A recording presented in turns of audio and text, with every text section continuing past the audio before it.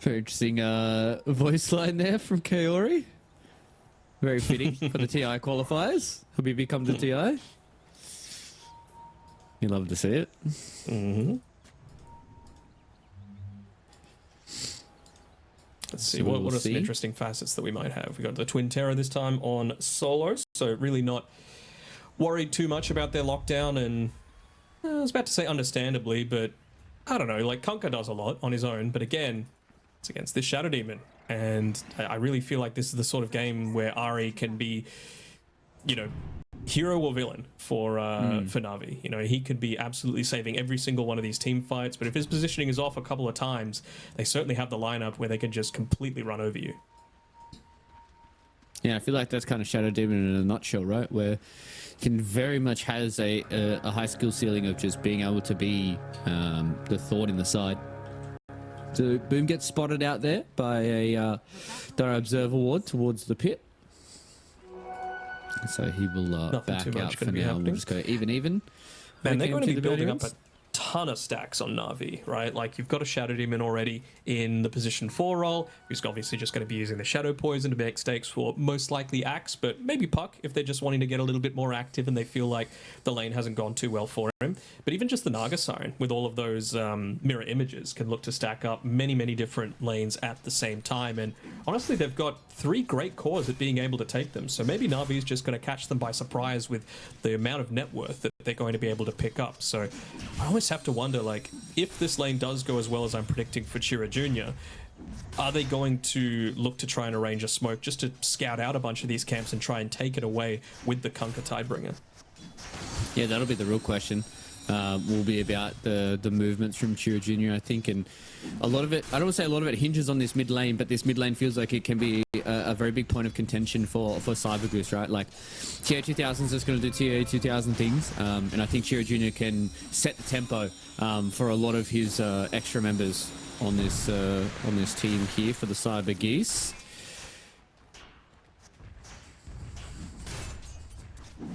Should be passive-ish for the first little bit in that mid lane, I would imagine. But yeah, the harass is just constantly going to be coming in. How are some of these side lanes going? I'm really just keeping an eye on these Eidolons and how much damage they're going to be able to get into them, because, I mean, it does also, just by going this Enigma into the Lina, like we've been saying for, you know, one of the best carries in the region for Satanic, the way that he builds the Lina position 1 is that he just puts the 1 point in the Dragon Slave and then levels up Light Strike Array and Fiery Soul and the rest into stats beyond Laguna Blade.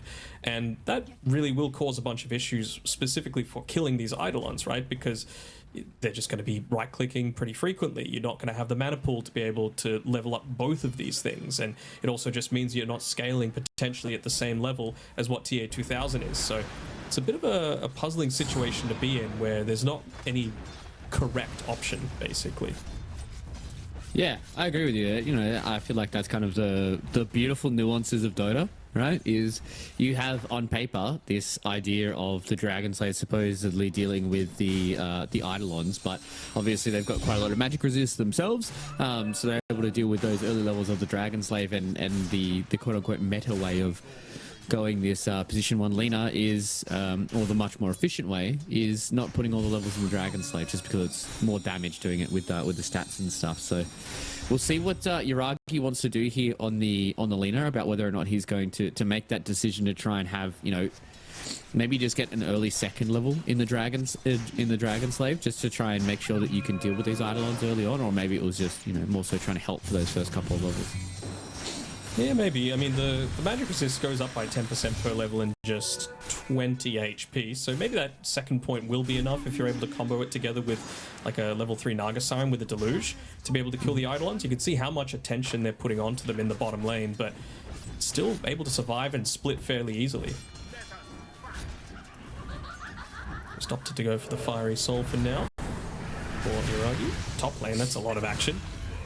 Yeah, it's a big fight that happened out here, so they get the first blood there by taking down Solo, but TA 2000 gets the solo kill return onto Ari. So, I mean, if you're in TA 2000 shoes, you're probably pretty happy with that.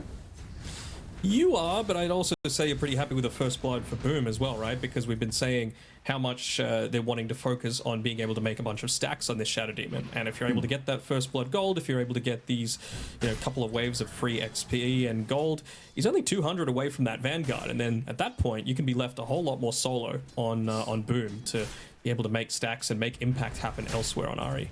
He already has just made up a stack at that 4-minute mark. Very interesting that Boom's going this Vanguard first instead of what we've usually seen from a lot of the axes where it's mainly phase boots or bracer into a blade mail rush. No, Groggy. Oh, he's in trouble. And the snowball is there in time from problems to be able to take down Uragi, so be able to clean that up. Like, I'm not saying that Vanguard's a bad item on Axe, but by no means. I'm just saying that, you really want blade mail plus blink generally at the best kind of earliest possible convenience. And he hasn't even leveled up the counter helix either. So really just trying to build in towards being one of those tanky right clickers to start out the game and harassing with the battle hunger.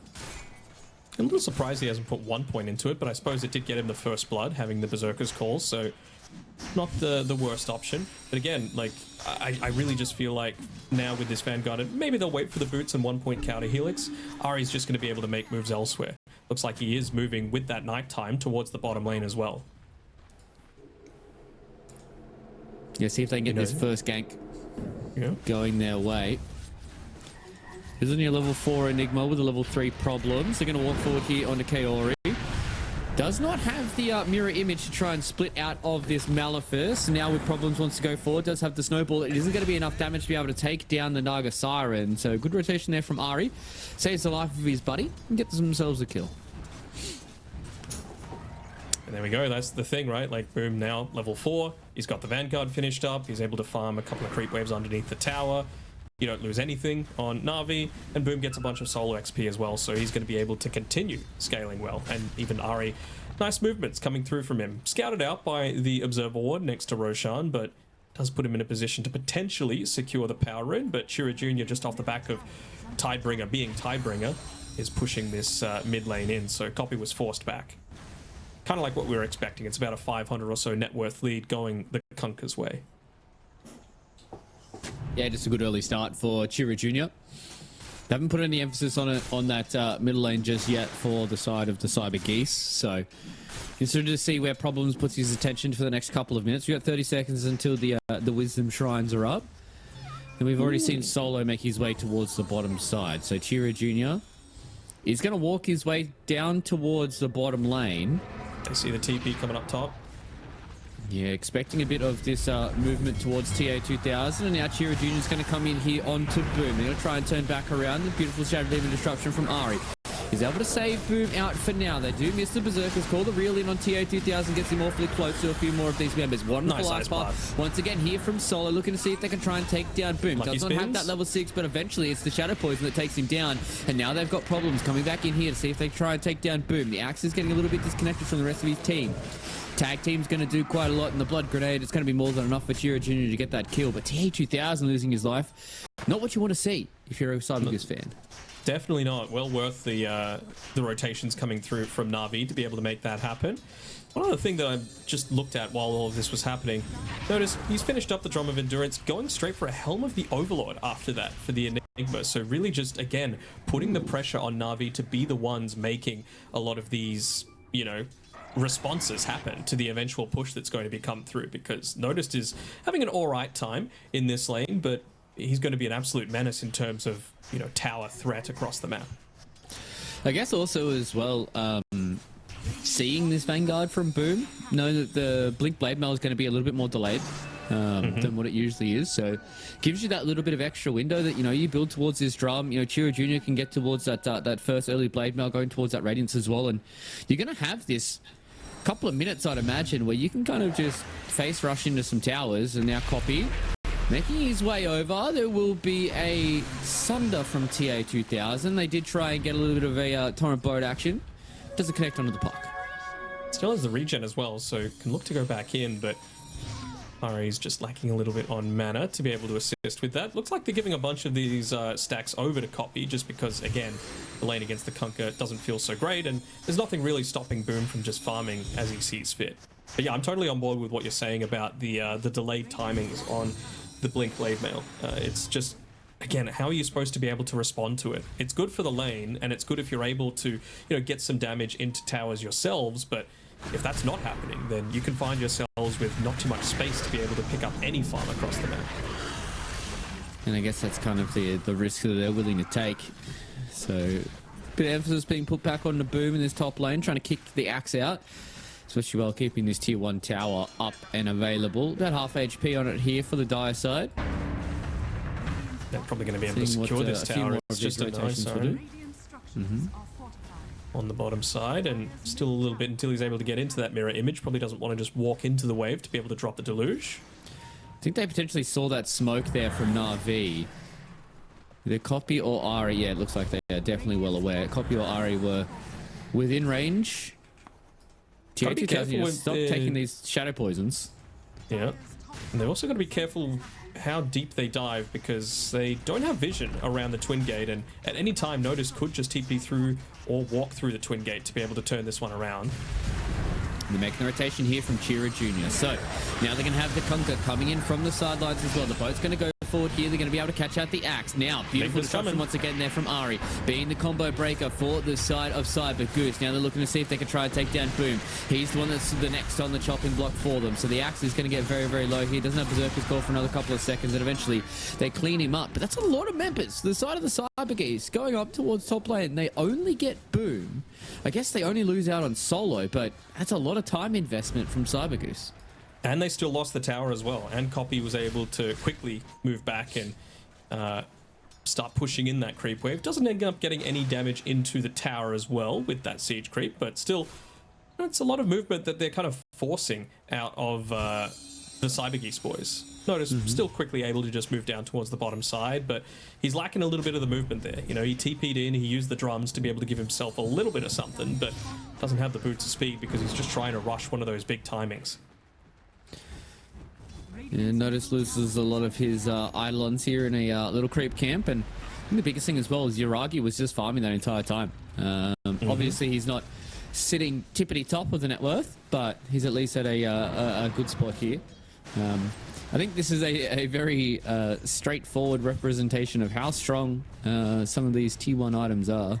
Sisters Shrouds and the Dormant Curios. Yeah, really dominating Absolutely across the board. Just interest, saving it for later.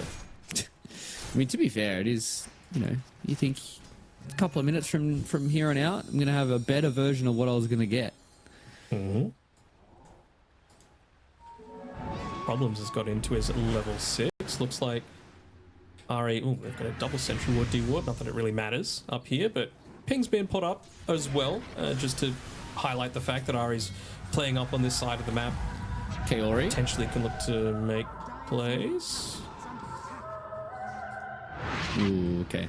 Not close enough to try and get the snowball stun there from Problem. So boat being used once again. X marks the spot onto a Copy illusion. So Copy's been doing a pretty good job in terms of just keeping this lane shoved in. This is kind of what the Kunkka should be forced to do to force Copy to do, but instead he will be able to get away. Oof, that was close. 4 heroes being brought to this mid lane. Again, they've got the drums, they've got the Helm of the Dominator, they just want to run at these towers and force a rotation, but Boom, he's still 800 gold away from that Blink Dagger, so it's going to be a little bit until he's able to get into that timing. Yep. He still needs to be that response to these towers, so albeit feels like they haven't been able to connect on a lot of these different rotations. And speaking of a rotation, they're going to try and take down Kaori.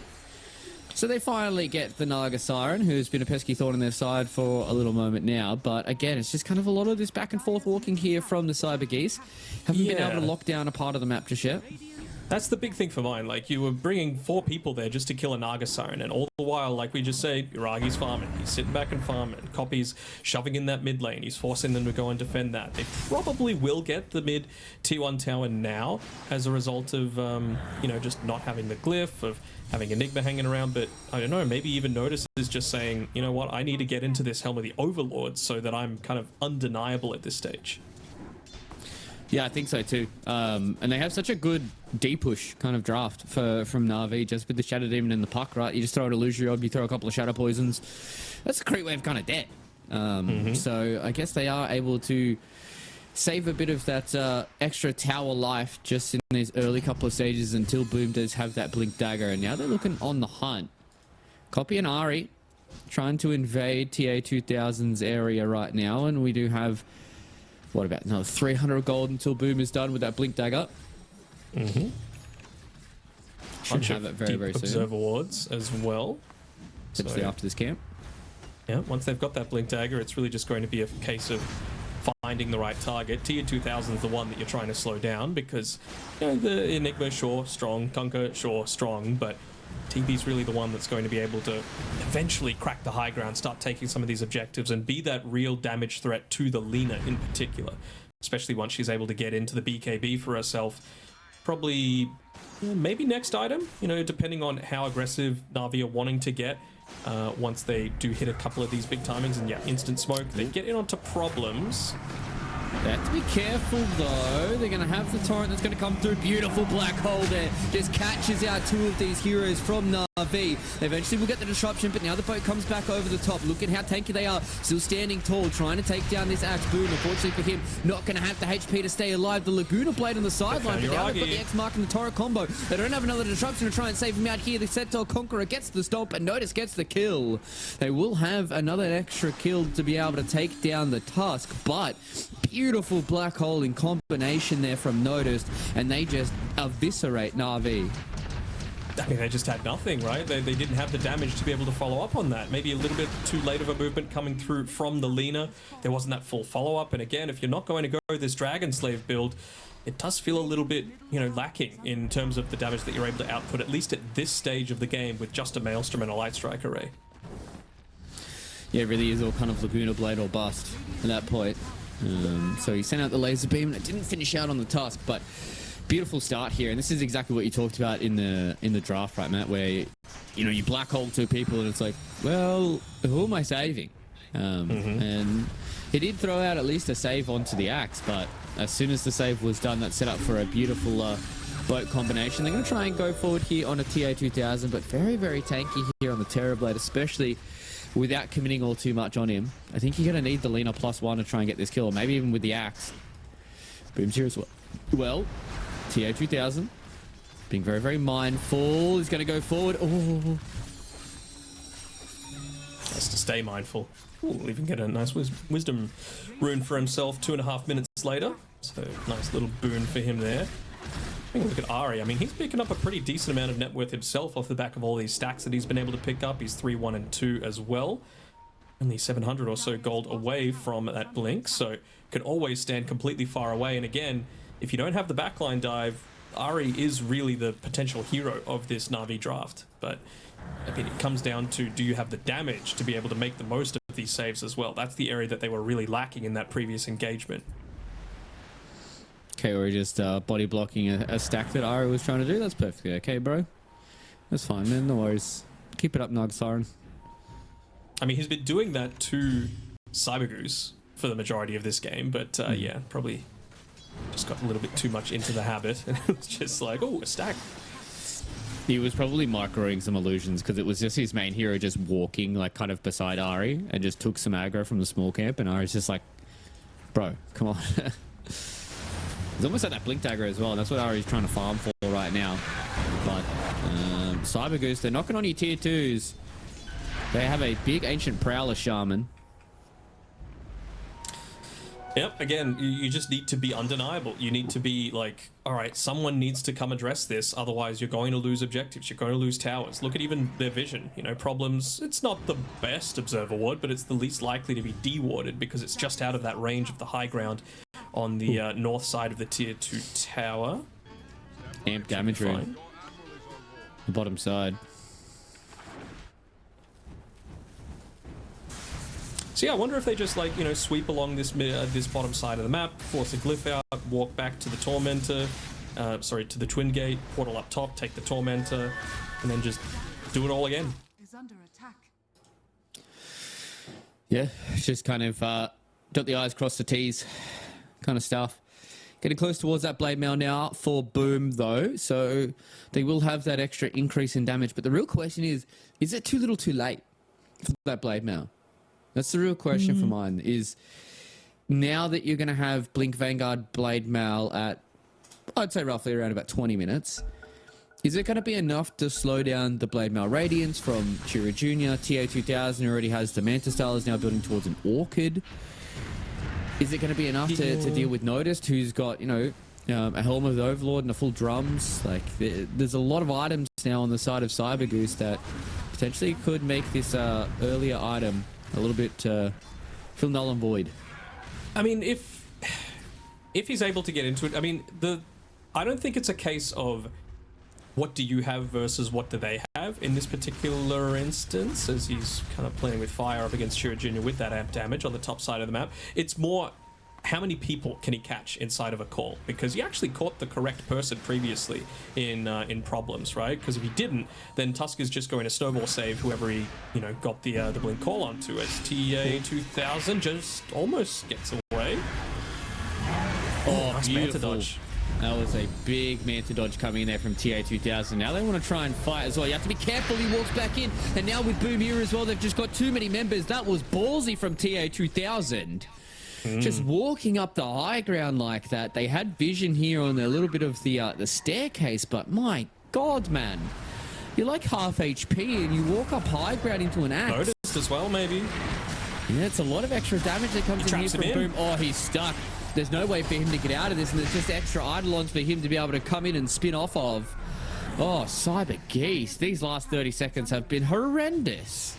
Again, it really comes down to who can you find the initiation onto. I was about to say that most of the time that's going to be dependent on Cowrie, just because you can send Naga Illusions out and they're the ones that scout out the key targets that you're needing to try and find. But if they're just going to come to you, pop the Metamorphosis, and man, it just buffs up the strength of... Didn't even have the Blade Mail at that point in time on Boom, but now that he does, it's going to be even more of a risky proposition.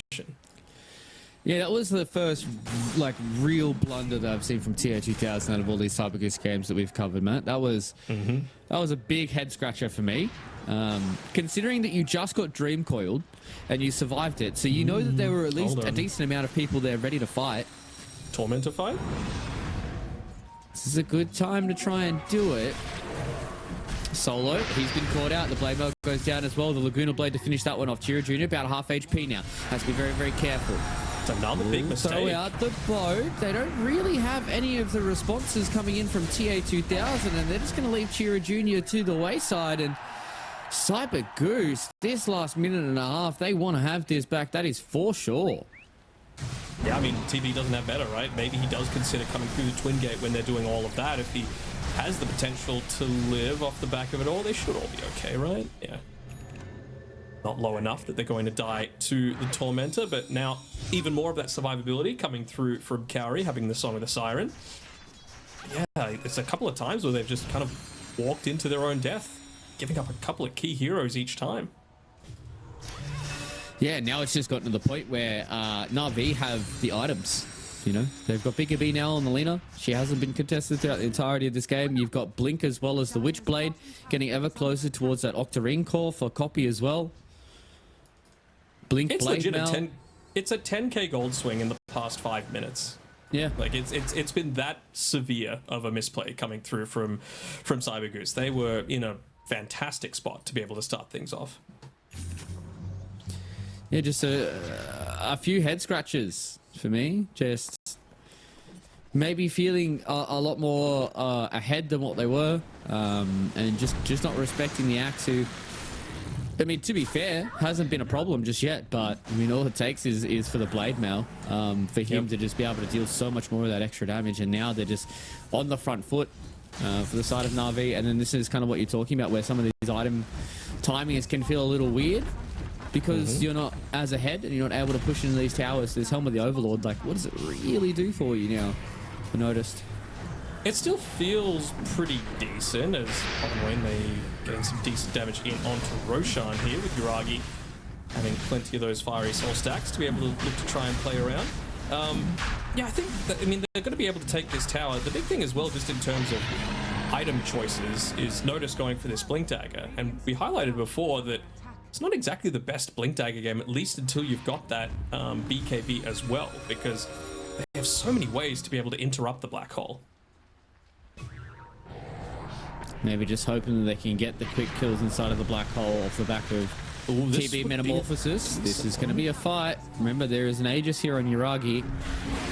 Oh, be very, very careful. That's a blink in there from the puck. Has the shield rune. Look at how much damage they go down, though. That's Orchid coming in from TA2000 was not what Copy had imagined. So they lose puck. The back of an overzealous jump in once again. Lack of information. Well, he didn't know, right? So true. I was about to say what you don't know. He was building it for a while, though. I will say that. He had an Oblivion Staff for a very long time. And what else is TB going to build with an Oblivion Staff? Another Oblivion Staff. I mean, that's fair. That's fair. But I feel like TA2000 and TI Qualifiers is probably not going to do that. Mm-hmm. Not dual wielding? No, I don't think it works like that. Okay. I mean, maybe you could message Gavin and see if he wants to change it like that, but I don't think he will. Hello, Bruno? Hello, yes. Oblivion Staff dual wielding. Yes, make them akimbo. Thank you. All right, Ari. Underneath the sentry. Goes Ethereal. He's buying time. Blink away. Oh! Into the trees. Reflection. Oh, too good. They don't even look at him. Good. They turn away. They say, yeah, we got this. Nice try, though. Yeah. Big play. I respect it quite a lot. Mm-hmm. So what is Na'Vi really waiting for now? Obviously, they shouted him to be alive, but BKB on the Axe going to be pretty impactful. Lena's already got her. She's going Dragon Lance. Yeah, Octarine will be pretty nice, although Courier's dead. I guess he can just walk to the secret shop, though. It doesn't have any of the components. Got 2 legs and a heartbeat. Can get there himself. Mm-hmm. Kira Jr. Actually, Smoke pops does on pop. problems. They know somebody's up here, up on the high ground. Boone, though, he's going to blink in. See if he can try and catch out the Conquer Kira Jr. They've got a lot of people that are starting to come in here as well. The Song of the Siren. It's buying a bit of time. The snowball will at least keep Boom in place for now. Gets the shards out as well. How much can they extra and catch out Boom? No, it doesn't look like they can. So the Axe is going to walk away. They will lose Solo as well. Another Torrent. Kira Jr. Blink called once again, and they're going to have enough damage to take down the Kunkka. They missed the dunk, but it doesn't matter. So just not being able to get the kill there onto Boom means that they will be left wanting more. I was thinking it was only incredibly ballsy jump in. Yeah. Real one's getting caught out here with the Demonic Dirge as well. Oh my god, the Tendrils of the Deep. That's a beautiful save that comes in there from Problems. So the Snowball will buy the time here for the Terrorblade. He turns around, but he doesn't get it. He gets the Sunder off, but it still doesn't matter because of the amount of damage that came out from Yuragi.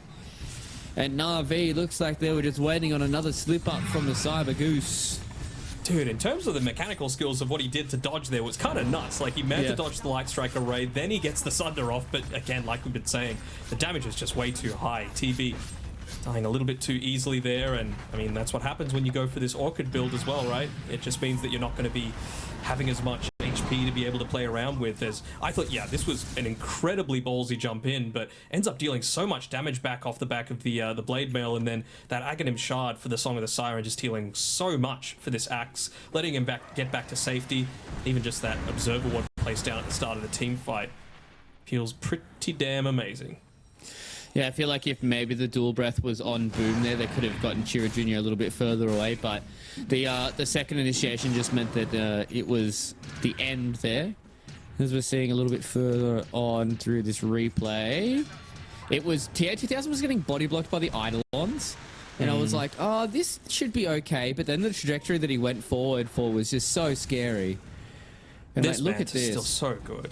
Snowball, Dodge, Manta Sunders, Dodge, doesn't Sunder, matter. and it's just obliterated. Like, his HP went 0 to full to 0 again in like half a second.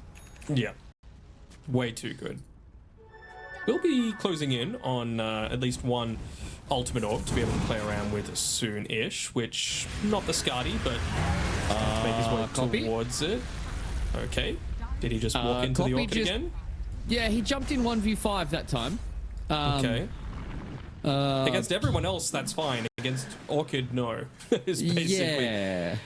The what I'm two looking at heroes here. that can combine and kill him are the Jakiro and the Terrorblade, because they have the lockdown for you. And, I don't know. Just the didn't ones you respect the went for. mechanism, I guess. Nope.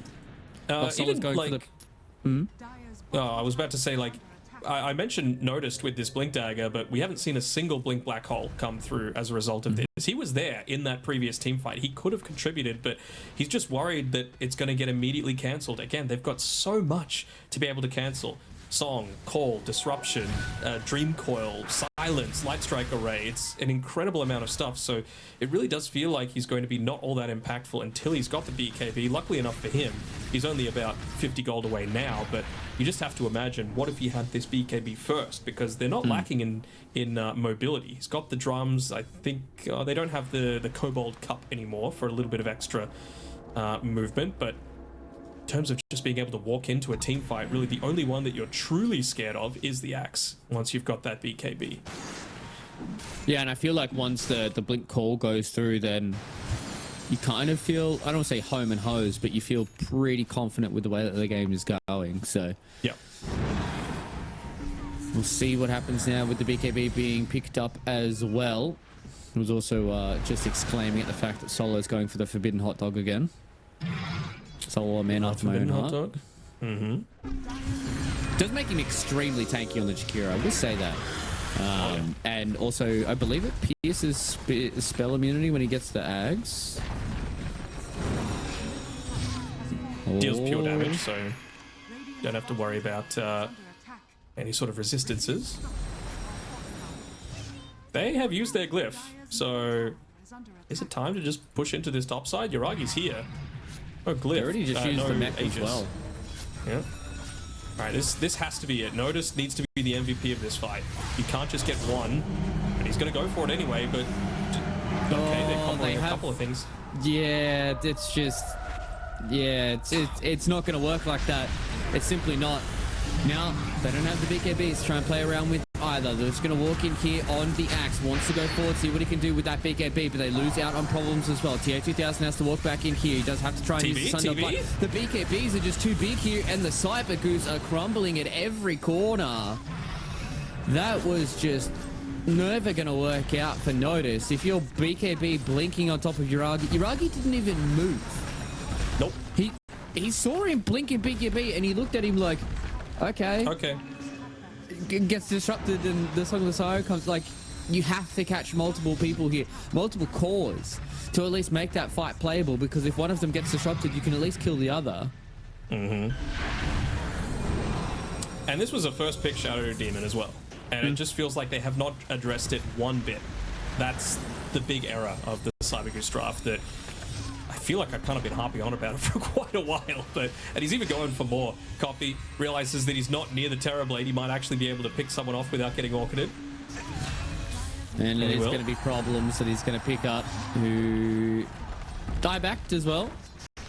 And I mean, it's just the whole entirety of your base is just going to keep crumbling. Oh, that's a Blink Call that comes in. That's a beautiful stun there on both of the cores, but it doesn't matter because of how far ahead they are here on Na'Vi. And the Cyber Geese, man, they were playing so well. And then that movement in the middle lane from TA2000 and Solo, it was just been all downhill ever since then. They had such a good opportunity here with those early couple of fights just before Boom became this big scary threat. And now it's just been the Copy and Yuragi show. Yuragi hasn't really had to do all too much, to be perfectly honest. He's just played Lina. Another Blink Call that comes in here onto TA2000. BKB and buyback comes out from Children. But just look at the damage that he's doing. He's just a turret, man. How are you supposed to deal with this, Lina? You get chopped down at TA2000, drops the G's. And that went from bad to worse for the Cyber Geese, and Na'Vi they capitalize on such an opportunity for them to get Shadow Demon's first priority, then the Drow, basically. And I think they're going to have the tools to be able to do that off of Rolling Thunder, starting off fights. Nothing really going to be able to stop the SD from dying in that instance, especially pre-Blink Dagger. And that's why I was really wanting this SD to be played as a pos 4, just so that you could get a little bit of extra farm. I think Ari in the previous game, coming out of like the 20-minute mark, was 1.5k ahead of any other support, and I don't think we're going to see Solo having that same luxury this game. Yep. So it seems like Na'Vi are starting out with an advantage here in the drafts, according to my analysts. Then we'll see whether or not backs against the wall, the Cyber Geese can pull this into a third, or whether or not they're going to bow out of the road to the International with a whimper rather than a honk. They are looking to try and start out here with a bit of a smoke and seeing if they can get first blood, or even just a few of the extra cheeky wards that go out here as well. So they do have a couple of the busted heroes though, right? They got the Bristle, they got the Storm. That's good, but you need to enable them to its fullest ability, and I feel like you're going to be able to kite both of them pretty effectively, or at least the Bristle you should be able to kite. You know, Dusa, one of her big strengths is just being able to stay away from him as much as possible. He's going to be spamming out quills in the lane, so you're going to have plenty of magic wand charges to be able to play with. Magnus can skewer away, Pango can swash away, you've got Deadshot, and Bristle's probably going third item BKB, so yeah, it just feels like it's going to be quite some time until he's really able to focus in onto the correct target. As Ari dying might change things though. Yeah, nice start there from Problems. He's going to get close to boot. Okay, he's going to go full stick and everything. I thought he was going to get very early boots and a windlace, and I thought he was going to be a very speedy boy, but wants to go more into the stick side of things. But it was cute. They got a nice little surround, but it was obviously the dead shot from Ari broke him out of the problem area. Still speedy enough, and quite like what Yuragi's doing here, basically stopping what Problems is trying to do in pulling that wave. Again, the way to be able to beat an Undying in lane is to not lane against the Undying. So Yuragi just trying to make sure that these pulls aren't going to happen, that you're forced to lane up into him. It means that Natus is going to be taking a little bit of a beating, although the tag team will be forced away.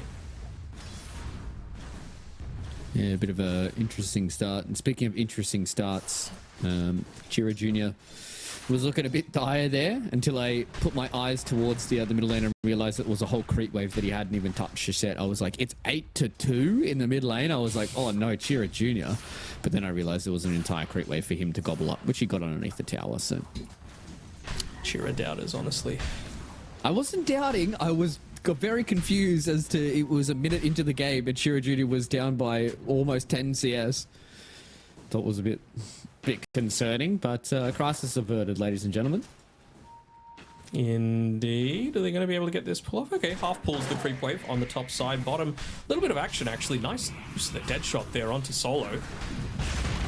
We're going to do a lot of work here with the split shot, and it will take down Ari eventually. Solo taking that with the blood grenade. Boom, just doesn't have that extra bit of damage just yet to be able to get the return kill. I'm a little surprised that they ended up going in that deep, to be honest, to get disrupted there. Even TA2000, just with the way that he was moving with the multi-shot as Cowrie. It's going to be alright. He's got the tombstone, might opt to drop it up on the high ground here. Doesn't want to give them any more of that extra gold. Did Problems... Okay, he had a sentry ward. I was going to say, Problems had an observer ward. Probably could have dropped that for an extra 150 gold. If he did drop it on the high ground, but Kaori will just lose out, and it's now a quick start for Cyber Geese.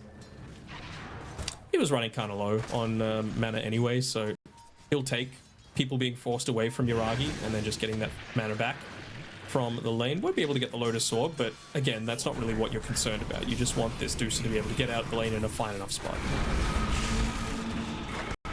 Yeah, I think it's all about just securing that mid game for her, right? Ari again. Yeah. Oof. Death number 3 already. I was going to say, is he still level 1? But the calling was out, so... But this is the problem, right, that Muerta has. 0 mobility. She's a generally slow hero to start out the game. 295 move speed, and Drow with 2 levels in the Frost Arrows. Like, 20% movement Plus the speed slow disruption on a setup. hero that's already slow. Yep. It's going to be a while until she gets into that boots of speed as well to be able to rectify any sort of weaknesses there. Wonder if she changes tact now, like just goes into being able to build up a bunch of stacks, looks to play around more of these water runes to be able to, help out the mid lane a little bit. Of course, it is going to cause Boom to suffer as a result of that. Nicely done by Solo. Was now with the calling coming back in as well. There's a nice little use of the auto attacks there from TA2000 to keep his buddy alive. So the multi-shot does its work, and you get another kill there on the bottom side. And I mean, Na'Vi, they have a very hot victory in that game number 1, and game number 2 they are starting nice and cold. Maybe the outside temperatures cooled them down a little bit too much. Maybe a little bit, but still, Copy's doing a good job in the mid lane. He's doing just fine. Dusa as well. It's really just this Magnus that is suffering in a big, big way. Boom has lower net worth than both the supports on the Cybergoose side at this stage of the game. Trying to get a kill onto TA2000, but I'm not sure if they're going to be lucky enough to do that. What's he gone for? He went for the Eternal Empowerment as well. Yeah, I could see why, but maybe he would have had a little bit more luck, at least in terms of the early team fights, going for the Shockwave facet instead. If he is going to go down this here now route as well in the bottom side. Yeah. Looking to try and fight out TP. onto Solo. They do have He's the dead. Tombstone, but now with problems here as well, they're just going to give away even more of this gold. Kaori goes down as well. Drow's getting extremely low here on the TA2000, so they take her down. So that's a lot of gold that goes in the hands now of Boom. Both the supports were just dealing with that Tombstone. Okay. I mean, it's a little bit of gold fed over to the supports, but I think the grand scheme of things, it's Boom that ended up getting the kill onto TA2000, which he will absolutely relish, that gold that he's got coming through. Yeah, it's about 300 gold for him and only 4 gold for TA2000. Mm-hmm. Yeah, I really do. If you're going to go this Eternal Empowerment facet, as Chira Jr. is actually running a little low on mana. He has to be careful. Yeah, Just trying to drag Undying the is creep going to wave make away. his life a bit living hell. Yeah, it's fine. He just wants the siege creep to die to the tower hits at this stage. It's happy enough just to not take too much damage into that. Problem is going to be able to soak some very valuable XP as well, making his life miserable. He's got the haste rune as well bottled if Copy did want to get kind of ballsy with this. I was just about to say that. The Rolling Thunder plus the haste rune. Problems does have... Oh, okay. He doesn't have Snowball. I thought he was going to have Snowball to play around with. They're going to look to see if they can take down the Pangolier. They're going to go up in with the tag team, and the haste rune is to get our jail free cut. Will he look to go back in is the real question. No real need to. Might actually choose to roam up towards the top side off the back of this haste. And I mean, especially around that 7-minute wisdom rune. That's really where he's looking to try and make Natus pay. Tombstone is available if Carry wanted to drop it. Yeah, they are here, but they are going to be able to contest it. They're going to bring Yuragi over as well. They're getting This a lot is of a big damage here fight for now Na'Vi. with the extra bits of the Snot Rocket going forward. Now they've whisked out on the Wisdom Rune. It's actually Chira Jr. who gets the Wisdom Rune. It's kind of huge for him there on the Storm Spirit, up to level 7. Copy now missed Copy doesn't have everything. anything left to go, and he wants to see if he can get these extra kills, but with the Goose stacks, it is too much. And Chira Jr. goes from little to a lot and gets, what, 2 kills out of that, and a lot of experience. I mean, that's unfortunately just for him. Copy not really doing anything in that fight. He still did the most damage on his team, but they were really banking on getting just that 1 kill off the back of that team fight. Would have brought Yuragi up to level 6. He was like 5.95 in terms of the level. He's just been able to pick it up now. Still holding on to the point, but yeah, that could have certainly turned around that fight. Not only getting a kill, but getting multiple after the fact and the Wisdom Rune. Instead, ends up losing both on both sides, and well, it's going to be a little bit more rough now. Yeah, it was a beautiful shard setup from Problems. Pushed both Copy as well as Kaori outside of the Wisdom Shrine, and I don't know how that indicated that Storm got the rune, considering Problems as well as Solo was standing there on top of it, but as he zipped through, the Storm was apparently the one who gets credited for it, so anyways. You snooze, you lose, that's how. Yeah, I mean, cause stay winning, I guess. Like, get rank supports. Pretty much. They would have loved to have had a few more levels on problems specifically, but you know, a level 7 getting close to level 8 Storm Spirit, you're not going to turn your nose up at it. Absolutely not. And I mean, we know how quickly Chira Jr. is able to start to snowball the game away if it gets too far in his favor. Also builds up into his first neutral item as well. Although their eyes are on Boom at this stage. 3 heroes potentially converging onto him. But just get away from Solo. There's a lot of Na'Vi members here as well. So you got to be careful if you are Cyber Goose. Get a few glimpses of some of these heroes as well. Now they're going to go forward into the disruption. TP comes in here from Copy though. You can see that TA2000 doesn't want to have too much of this smoke. Problem Zoe is going to stand inside of this calling. We'll get the snowball going forward as well. He's going to lose his life eventually here to the massive rotation from Na'Vi. But at least they get out with TA2000. And we'll see if anybody else is going to be a death. Especially with Chira Jr. sitting here. He's got a lot of remnants. Kaori walks in, triple remnant. See you later, mate. Very cheeky. I mean, the thing is that was a 4-man rotation.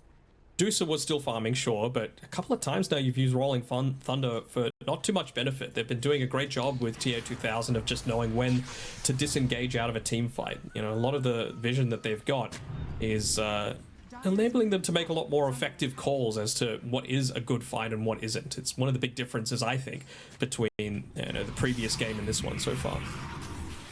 Yeah, exactly. They're going to kill Ari as well. That was a long distance jump there from Chira Jr. Yep. Have the Arcane Rune. Stacks are starting to work up. Pop the Soul Ring mid-zip. Could they? Was wondering if they might start pushing into this tower. It's a possibility. I mean, Chira Jr. is hanging around with this this Arcane Rune still popped. Why not? Siege Creep's here too. Exactly. Going to be able to cleave through this next wave as well from Chira Jr. Pop Static Remnant, just be able to give it a couple of clicks. We've also got the multi-shot as well, so we should be able to get through this tier 1 tower. It's a decent commitment. Yeah, I was about to say, wonder if they'll aggressively glyph. Yeah, it's so worth it considering what you're going up against, right? Eternal Empowerment Magnus plus a Medusa. Where do they want to be farming? The triangle. So let's just try and take away one of those safety nets to be able to walk back into the triangle. Next up is, well, first and foremost, Chira Jr. just goes and takes one of the camps, but they're going to be eyeing up that mid lane. Especially with how dominant Chira Jr. has looked in this game. Doesn't look like it when you look at, you know, the net worths and all that kind of stuff, but he has just been such a menace on this map so far. That's a beautiful calling. Does keep Chira Jr. away from overcommitting. They were hanging nearby anyway. The Observer Ward had spotted him out. The fact that he was waiting inside the tree line, so should be okay. Kaori, is he going to be okay is the real question. Backed up by Uragi. Looks like that is the case, but again, just a lot of emphasis being given onto this tower. Most of the time, TA2000 really does sit back and look to get a lot of that quick farm for himself. I almost wonder, is the shield rune enough to incentivize them to go for a bit of a jump in here? Potentially could be. Especially if you're going to start putting a little bit more pressure behind this tier 1 tower from Natus as well. Getting ever closer towards that Heaven's Halberd. Oh, boom. He's been found out. They get the pull back as well, and they've just got too much damage, and you could just see he's tried his best to at least do a little bit of damage to the shield rune, but they're able to get away from it now. You're going to have the counter smoke from Na'Vi. Want to see if they can take down Chira Jr. You have to be very, very careful, though. If Solo is still within the vicinity and the shield rune, how are you supposed to kill him? You're not. Like, this is a pretty futile smoke attempt, I think, and yeah, they're going to call it quits, back off, push in the tower a little bit further. Thing is, Copy's got his Diffusal Blade now, so this is the time that they're wanting to try and make something happen. Maybe shove in one more lane. But right now, Kaori, he's just playing defense duty because Problems is shoving in this mid lane, and they know that they can't afford to give this one up for free, and maybe they just think that this Undying is, at least in terms of damage, going to be giving the least to any sort of push in the bottom lane. That is true. Especially with the way that the Storm is playing as well. You're kind of at the point now where Chira Jr. really does not care about Dirge at all. Why does Shield Rune last so long? That's my question. I've asked you this, and I don't know. It needs to last a lot less. And it's another kill going the way here of the Cyber Geese. I just like looked over and I was like, how does he still have the shield rune? It was like 2 minutes ago that he got it. All right. Blink up here. Just after the shield rune does go away. They do miss the swashbuckle, and now they do have the disruption though. So now Chira Jr. does have a little bit of time to try and get away from this. Gets himself a little bit down to the low grade, and now he turns and fights. He wants to try and take down Boom. He gets away from the Rolling Thunder, looks for a second one here onto Ari. Turning back around, does quite a lot of damage though. Pushes away the mortar. Now TA2000 is going to stand up on the high ground, wait until that Pierce the Veil is over, and see if he can try and fight. There's a lot of members though going on towards Natus and seeing if they can try and get this fight going. They have to try and see if they can turn back for their bristleback, but they don't get it. Ari goes down to the multi-shot. And now there's an amplified damage rune on the Storm Spirit. Maybe Chira Jr. is feeling a little spicy. But they just disconnected that fight a little bit there from the Cyber Goose, so there was enough TPs from Na'Vi. They didn't want to lose that without a fight, and they got a couple of big kills themselves. It was a good use of the calling by Ari, for sure, just to be able to disrupt that one a little bit. But, I mean, the big thing was Storm Spirit almost certainly should have died in that one. It was a missed swashbuckle from point-blank range, and this is, again, with the Diffusal Blade as well. So, you know, that's the big difference there. Storm Spirit probably dies. He doesn't have the mana to be able to zip out if you're consistently getting these hits. And, well, even just with where he was, it was hard to get that chain lockdown coming through. So you lose more, sure. The supports didn't need to be there, as that's a lot of damage. The damage that comes in from these heroes, and they didn't want to overcommit there onto the Medusa. They want to take these T1 towers. They realize it's 15 minutes into the game, guys. Relax, relax, relax, relax. It's okay. We're all good. That was, yeah, it was Disseminate plus multi-shot, and both of them were getting hit by the sides of it, and the amount of damage that just went through them was crazy. They'll be able to get a top tower off the back of that. So nice little movements there from Cyber Geese. Even just moving solo down towards the bottom, making sure that they don't give up their own. He's getting a decent amount of farm for himself. You know, I was saying that didn't quite like the fact that this wasn't a position for Shadow Demon, but still leading the supports in terms of net worth. Lots of I don't feel like up for him so far. 5-1 and 9. Yeah, I don't feel like they've done super large amounts of stacks. To be perfectly honest, he's 5-1 and 9. Yep. I mean, such a good game so far is solo, and there's a fight that's going to be happening towards this mid-tier 1 tower. It seems like right now Na'Vi understand that this mid-tier 1 is very, very important. So they're going to get the regen rune here to copy. They're going to smoke up off the back of it as well. And you got to remember, like, if you're going to go this first item blink on Boom, you've got to succeed in these team fights. They found him. And they're going to have a go now here at Chira Jr., and that is more than enough. Ari had the dead shot from downtown, and so they take down the pesky Storm Spirits. The first death here for Chira Jr. Disruption goes in now as well. Looking to try and get the snowball going forward. It's Natus that goes in. Look at the raw damage from the Snot Rocket. Oh my god! What hit him? It's why it's first ban potential. Bro, what? Yes, 16 minutes into the game, you shouldn't be right-clicking a Muerta for 500 damage, I don't think. Bro. That was nasty. That was just Snot Rocket, multi-shot, and then Natus just went, oh, I've got 9 Warpath stacks, by the way. Donk. One hit. Donk. See you later. Yep. God way too good. Damn. The thing is, with Tier 2000 and when he's joining a lot of these team fights as well, it's like once Rolling Thunder is used or once RP is used. So when that happens, the threat is gone for you. He's able to just stand there completely safe with the multi-shot and just right-click you down. There's nothing really that they can do to be able to get away from it. Ari should trying to see if they can get Ari for a 8th time, and they do. Sure. Is that... Oof. I think it was 8. 3. Yeah. Not having a the good one goal kill that he got was the big kill streak from Chira Jr. So there's that at least. Very true. Drow's got Ags completed now as well, so those frost hours are going to be really nice. Just to be able to kite people around a whole lot more effectively. Seen how quickly the AoE damage has been coming through as well with that Disseminate and of course the Snot Rocket. Yeah, Disseminate, Snot Rocket, multi-shot. Dirty. Yeah. Does the marksmanship Does that get buffed by Snot Rocket? Because I it assumed ignores no. base But armor? I'm not sure. Because it says it ignores base armor, so the way I think is then the minus armor would minus from 0. Yeah, that does make sense. But there's a fight that's going on. Copy goes up into the air, gets punched, gets deleted. Because that's my thought process. Maybe there's someone smarter in Dota 2 that can tell me I'm completely wrong. But Not me. I mean, not in this particular scenario. It's just one of those little niche interactions, right? Of like which one gets used first, basically. yeah. I understand. I agree.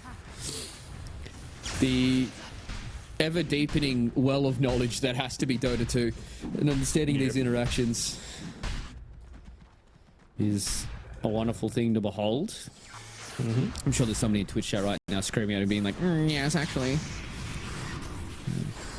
But it's fine. Twitch chat would never. We've had a good start to the game here for Cyber Goose. Now the question is, with this Ages of the Immortal map, for the next couple of minutes, is it mainly just looking towards these tier 2 towers, crossing off a few more of these objectives, or is it much more trying to get to that next set of items, considering how far they are ahead? I'd say it's about securing this top area of the map. You know, if you can get a tier 2 tower off the back of a successful team fight because you've got the Aegis, great. But it's more about just getting this Tormentor, right? Like getting it up really quickly. They've got a lot of vision, so they're going to be able to see any smokes that might be coming through. You've even got a, bristleback to be able to help with it as well. But once this one's picked up, how long have they got left? 2.5 minutes on the Aegis? I think you could probably afford to get into that next item for yourselves. I think BKB for Natus, Chira Jr. should be able to get the... it's BKB for him, Sanjin Yasha for the bristleback, and then you don't really care if you're getting RP, Rolling Thunder, whatever else. Fiori. He's living. Oh boy, he's living. Oh, okay, not long enough. Had to use his entire mana pool for that for Chira Jr., so something to think about in the next couple of team fights. Yeah.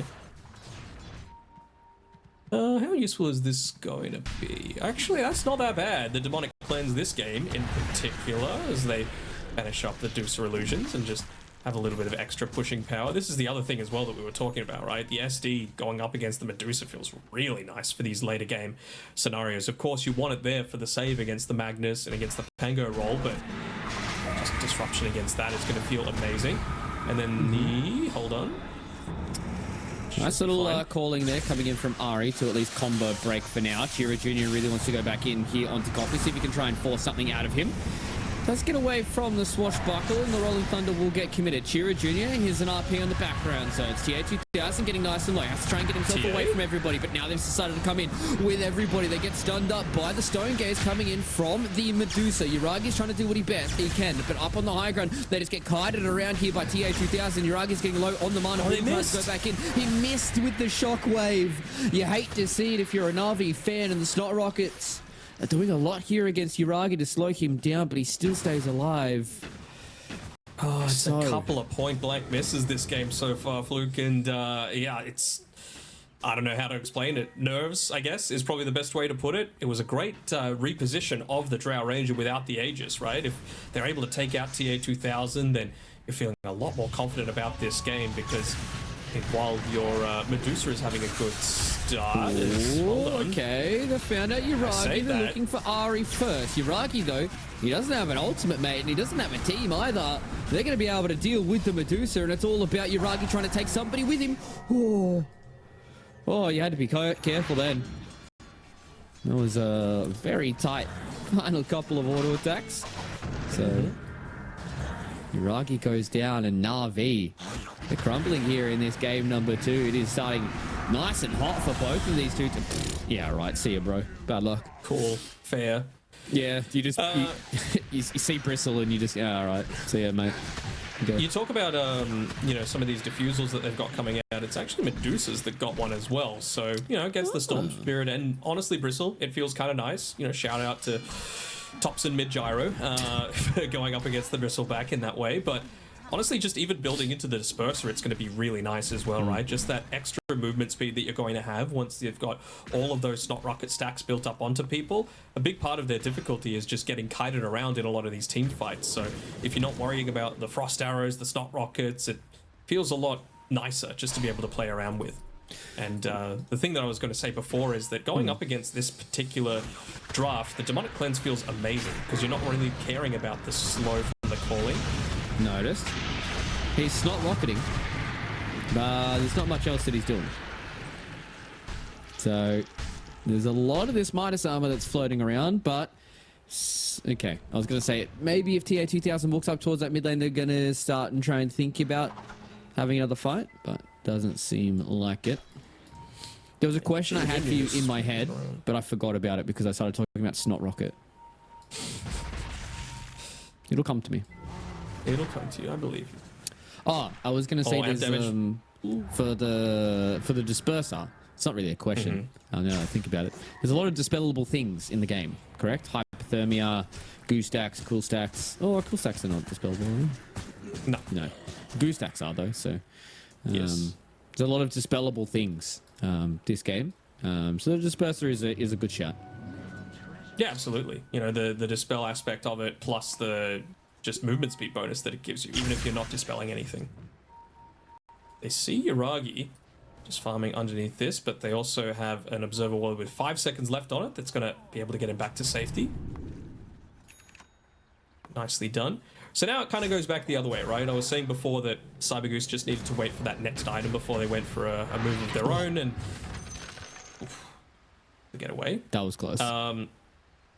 But now it kind of falls back onto Na'Vi to be able to do the same thing. You know, like they haven't made the most out of these previous gank attempts just because they've been lacking on just a little bit of something, you know, and the Pangolier probably is that one of being able to instantly get onto the back lines and find the priority targets and disrupt them in a meaningful way. So him getting into the Blink Dagger is probably the biggest priority for me. Magnus now has Ag's Shard as well. So you've got that Horn Toss available, you've got the extra range coming through from the Skewer. No BKB yet though, so again, it really just does come down to using that Rolling Thunder in combination together with the Blink Skewer forward, just to make sure that the Shadow Demon isn't going to save whoever gets caught out. And Solo, he's got Aether Lens and a Blink Dagger, so plenty of farm to be able to be there if his dusty old bones are quick enough to be able to react. Well, you may not have to be quick enough if you're going in onto Yuragi like this. Ari's going to come into the back lines as well, trying to find out the Magnus here. Chira Jr. low on the mana. So you have to be mindful for that as well, especially with this high ground tombstone. So they want to try and dip away from these zombies. They're going to try and find more. They still have the RP, but they have no zombie man. And with the mana left here for Cyber Goose, Chira Jr. probably doesn't want to go and have another crack. I don't think they ended up using any BKBs on Storm Spirit. He's the only one that's got it, so it's still good. You know, you've got that one to be able to still lean back onto. Just constantly checking for quick Roche respawn as well. Not going to be the case this time around. And you've also picked up the Skadi for Yuragi, so he still does have issues with actually being able to get in range of the Drow Ranger a lot of the time. So I wonder if that Disperser needs to come now just so that he can have the extra item slot to go for something like a Hurricane Pike, because it feels pretty necessary this game, in my opinion. Like, sure, he's going to get the Demonic Purge used onto himself most of the time, but when it's not, you're going to be able to get yourself out of the shards. You're going to be able to keep yourself more at range away from the Drow Ranger and actually get some right clicks onto her and, you know, get that Skadi popping. Big team fight coming, though. Yep. Full smoke. It's about half HP now, the dead shots, so they know that this fight is going forward. Notice is being that body in the front, trying to find out the Magnus here. He's stuck in the Roche pit. They haven't been able to do anything, and as you said, Copies just bounced around like a little ping pong ball, and he's not able to get this Rolling Thunder working. Chira Jr. just takes down Boom in the background. And there's nothing that this Magnus can commit here. The Ceaseless Dirge will at least be able to bring back the Undying into this fight, but it is just all panic stations here for Na'Vi. They found Yuragi as well. TA2000 cleans up Ari, and that is a sad, sad team fight for Na'Vi. And this game number 2 has given us a lot of hope for the Cyber Geese. This was all panic, no disco for Na'Vi. No disco at all. I'm really stunned at how both of this game 1 and now game 2 feel like they're being decided off some pretty basic blunders coming through from both of these teams, right? Like we saw earlier on with the ganks, you missed the shockwave point blank, you missed the swashbuckle point blank. I don't think we've seen a single great rolling thunder come out, and this one was absolute disaster. Look at him there, right in the top left corner, just bouncing around inside the pit, not fulfilling his role of getting onto the back lines, and most importantly, taking out Solo's impact from these team fights, because he's just doing way too much on this Shadow Demon. 8, 2, and 17 on the next team, 28 minutes in. And I think also as well, it's something that we've seen across a lot of these games. A lot of these very one-sided games have been off the back of a team having some of these backline jumpers. And it's just like, you just saw it in that previous replay. He just got in the face of Boom and said to him, RP me, do it, see if you can, because I'm gonna dodge it. And if you do hit it, then nobody else is here to save you, because we've just dove into your backlines and all your frontliners can't be able to return in time.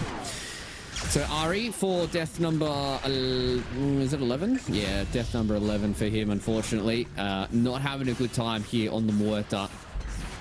And that is just going to be a tier 2 tower, and they're going to come knocking on the tier 3 as well. TA 2000 has plenty of time on this Aegis. They got the Roche banner as well, for notice. As you said. Roche banner. Chiro Jr. is going to cut a creep wave top. It's a very early use of the glyph as well. Even if they didn't pop the Roche banner then and there, probably wouldn't have taken away any of these creeps, so should be able to get at the very minimum 1 lane of Rax. But you've got the RP, you still don't have the BKB though on Boom, which is the big one. Oh, perfect save. Disrupt there from Solo. The precast of the disruption is good enough. So they combo break, they get rid of the tombstone as well. Okay, the Rolling Thunder here from Copy with a disengage. They haven't been able to get on top of anybody just yet. And it is just a big disengagement coming in here from Cyber Geese. Okay, they get a tier 3 tower. They at least hold on here for Na'Vi, but... Yep. Again, just not another fight that they can lose.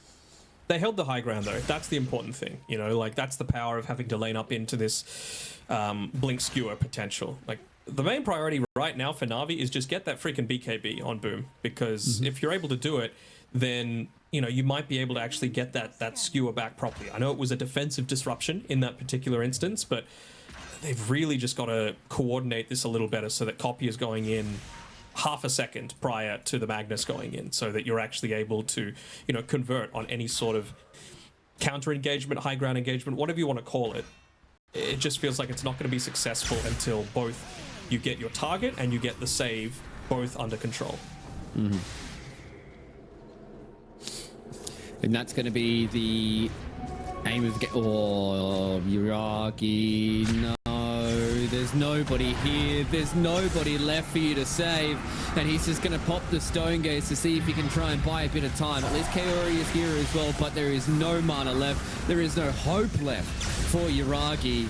He's bound in the bottom side, and they're going to clean him up. They will at least be able to take someone with him. Problems? Nope. Ooh, he's okay. Oh, no. Just trying to find some farm, but gets spotted out. Was it on the Watcher that he got found on? I'm not sure. I mean, they were doing Tormentor at the time, and they were like, oh, wait a second. Free Deucer kill? Why not? I mean, he's the one that the vast majority of all of this net worth is going in onto. Like the Nullifier choice from Pangolier as well. Will help to be able to get rid of things like the Yule Scepter in particular. And the Force of the Drow as well, to try and make it so she stays in place, so... Yep. Wouldn't have mounted a Basher as well. Just something else, just something little to be able to stop the storm from zipping away, to interrupt a disruption, for example, considering you do have the Aghanim Scepter already on the Pango. True. How close Boom's are we courier to- died with a energy booster on it. He's going Yeah, he's Aetherland. going... I mean, I see why, but I still think the BKB is better. I mean, maybe it's not. Maybe if you're just able to horn toss from a larger distance, you're not actually going to be able to get the save off. Might be cope. Could be. Could definitely be cope. But at the end of the day, these guys are fighting for a TI spot, and I'm sitting in my home in my office, so... Come on, dox yourself. Say where you are.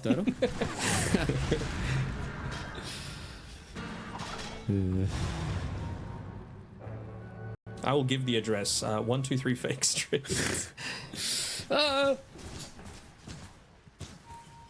Please Please don't I'll send be the one who $1 million knocks. to 123 Fake Street. Thanks, guys. Yeah. Data are scanning. I'm really struggling to see a way for them to get back in this game on Navi's side. Like, it's not the damage aspect that's the issue for me. Hopefully they're able to at least get the D ward off, which they they found will, Uragi but you've again. got TPs. Yeah. It's a long Digs TP it. coming in from Chira Jr. though.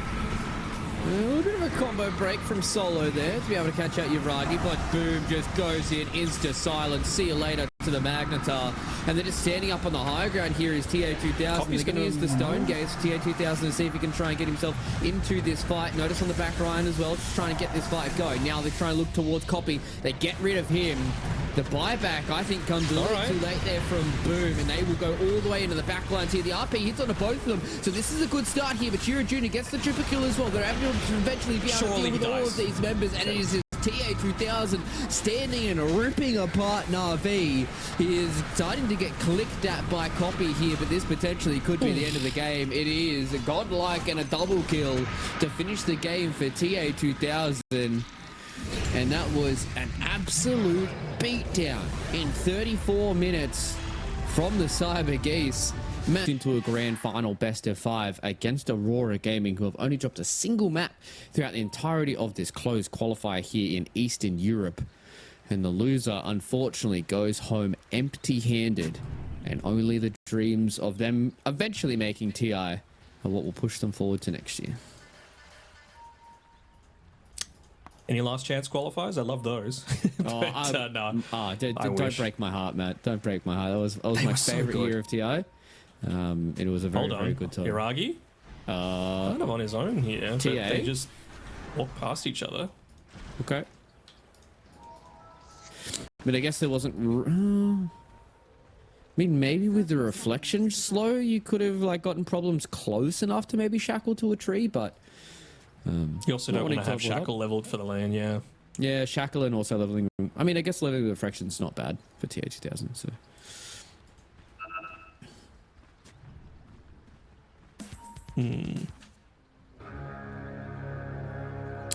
Wonder if they're even in a potential to... Hold on, TA2000's about to say walking up onto the high ground, but with the fact that he moved away so quickly, they might even be able to get a D ward off here if Ari was paying attention.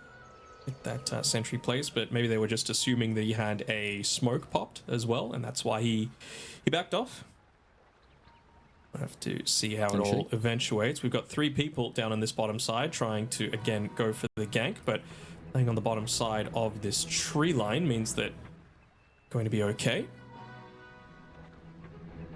So he does get away from the potential for a first blood gank. It means that Solo now has to be back up towards top.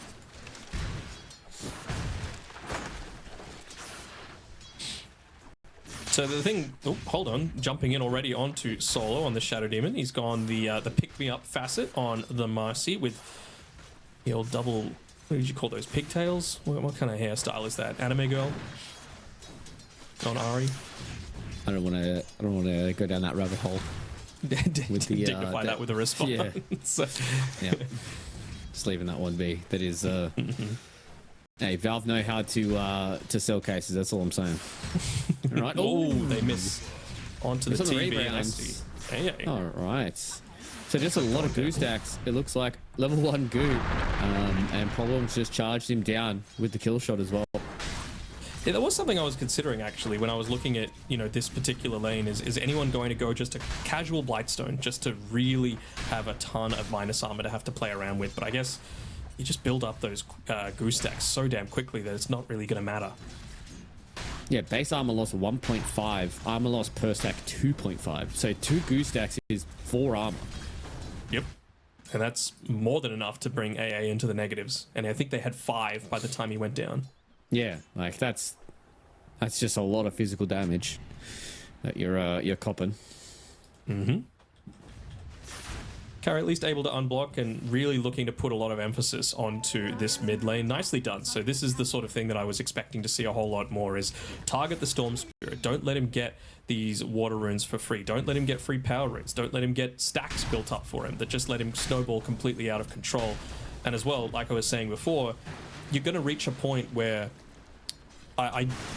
yes, there is some value in supports roaming around and Didn't actually get the pick me up there on the dive, but should still be able to get the kill onto Solo. Yeah, he's very They low popped the here meta, on though. the Shadow Demon. Trying to see if they can get a bit of return damage, but they won't get it. But yeah, eventually you're going to get to this point where, like, you can't just give up these kills for free, particularly to Copy on his Storm. Like, you just need to prevent him from getting these galvanized stacks. You need to make sure that he's more mana starved a lot of the time and doing everything that you can to cause that eventuality. So I don't think they've necessarily got a draft that can just like all ball up and go at like the 20-minute mark, but you also just don't want to be super solo left on your own. You know, just be playing it with at least one core. You need to have that backup, it feels like, most of the time.